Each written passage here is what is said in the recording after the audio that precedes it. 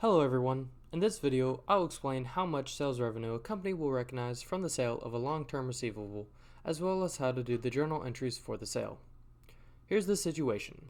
On January 1st, 2024, Wright Transport sold 4 school buses to Elmira School District. In exchange for the buses, Wright received a note requiring payment of $515,000 by Elmira on December 31st, 2026. The effective interest rate of the note is 8%. How much sales revenue would Wright recognize on January 1st, 2024 for this transaction? To find the sales revenue, we must first find the present value of the $515,000 note. To do this, go to Formulas in Excel, then go to Financial, scroll down to PV, which stands for present value. Once you're there, for the rate, put in 8%. For NPR, which is the number of periods, put in 3 periods, as the note consists of all of 2024, 2025, and 2026. For FV, or future value, put in $515,000, which is the price of the note at maturity. Also, put the FV in as a negative, so that the answer will come out as a positive. For this problem, no values need to be put in for payment or type. After putting in these values, the answer for the amount of sales revenue recognized by Wright is $408,823.60. But for our purposes, we can just round to $408,824. Now we must prepare the journal entries to record the sale of the merchandise on January 1st, 2024, the December 31st, 2024 interest accrual, the December 31st, 2025 interest accrual, and the receipt of the payment of the note on December 31st, 2026. Note, we are omitting any entry for the cost of goods sold for this situation. The first entry is for the sale on January 1st, 2024.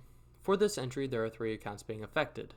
We already know that the company is recognizing a sales revenue of $408,824, so we can credit the sales revenue equity account for $408,824. We also know that the note receivable has a future value of $515,000, so we can debit the notes receivable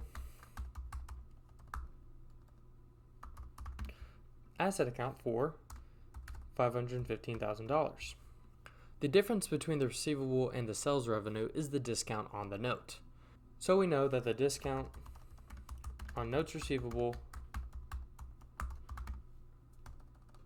is the last account being affected. $515,000 minus $408,824 comes out to $106,176, which we can credit to the discount on notes receivable account to balance out the entry. For the journal entry for the interest accrual on December 31st, 2024, there are 2 accounts being affected. One of those accounts is interest revenue. To find the interest on the note, we must multiply $408,824 times 8%, which comes out to $32,705.92, which we credit to the interest revenue account. The interest payments move the present value of the note closer to the future value and brings down the discount on the note by the amount credited to the interest revenue account. So, we can debit the discount on notes receivable by $32,705.92. For the journal entry for interest accrual on December 31st, 2025, the same 2 accounts are being affected. Discount on notes receivable is being debited and the interest revenue account is being credited. To find the interest revenue on this date, however, you must add the amount the discount was debited by to the present value of the note. So we add $32,705.92 plus $408,824, which comes out to $441,529.92 for the new present value.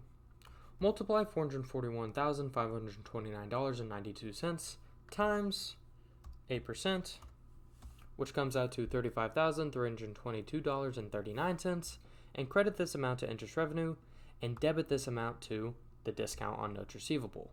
For the journal entry for the last interest accrual on December 31st of 2026, which is also when the note is paid, we repeat the exact same process.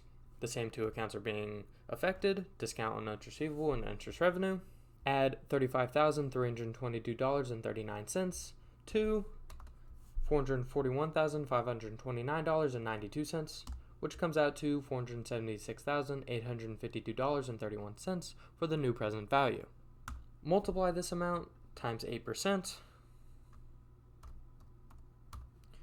which comes out to $38,148.19, and credit this amount to interest revenue and debit this amount to the discount on notes receivable. Now, for the final journal entry for the receipt of payment of the note, we have two accounts being affected. The notes receivable account is being credited because the company is receiving payment for the note, so they no longer have this asset. Cash is being debited as the company is receiving a cash payment for the receivable. We already know how much Elmira School District owes Right Transport for the note, which is $515,000. So we can credit this amount to notes receivable and debit this amount to cash. So $515,000 and $515,000. And there you have it. You now know how to calculate the sales revenue a company will recognize for the sale of a long-term receivable, as well as how to do the journal entries for the sale, for the interest accrual, and for the payment of the note. I hope this video explained everything that you needed to know. Thank you all for watching and have a wonderful day.